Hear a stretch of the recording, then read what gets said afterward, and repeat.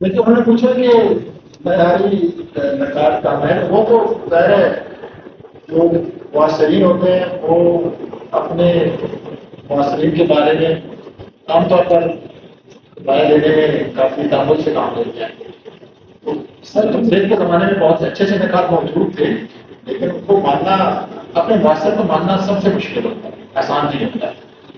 लोगों का अंदर जो है वो बहुत कम इजाज़त देता है वो दूसरे का एतराफ़ करे। चंद एक लोग होते हैं जिनके दिल सर और जेब बड़े होते हैं, अक्सर वो, और हर ये सिर्फ अदब में नहीं है, ये तमाम शोबों में है, मजहब में है, तालीम में है, हर जगह अपने मुआसरीन को ना पाना।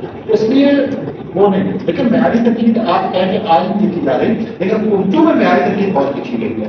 मैं तो इस सिलसिले में नहीं कहता कि उर्दू में बहुत अव्वल दर्जे के नकार लिखी, उन्होंने अपने ज़माने के हिसाब से बहुत अच्छी तनकीद की। तो आप वो नहीं कह सकते कि उर्दू तनकीद की जो रिवायत है वो नहीं दामन है, ऐसा नहीं।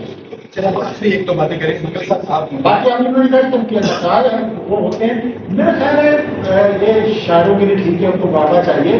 हाँ, किस ज़माने में जो स्टडी सर्कल होते थे ये होने चाहिए, और हमारे यहाँ सबसे बड़ी कमी ये है कि जब वो अच्छी किताबें आती हैं तो उन अच्छी किताबों को मिल के पढ़ना, उस पर जो बहस है इसकी बहुत ज़्यादा